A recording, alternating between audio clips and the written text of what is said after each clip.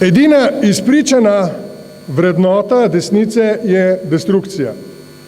V letih 90-92 so razgradili številna naša največja podjetja. Nato so se lotili razbijanja univerz, uničevanja socialne države, razgrajevanja javnega šolstva, razgrajajo po medijih in hujskajo ljudi v medsebojne spore.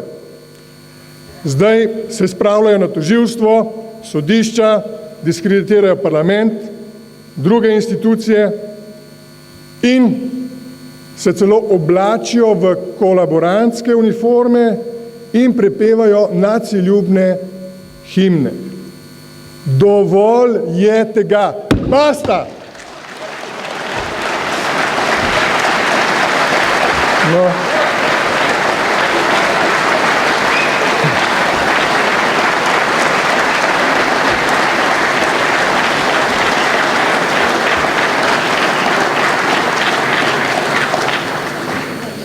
Evo, mi imamo dovolj tega hujskanja, tega renčanja in tega najedanja.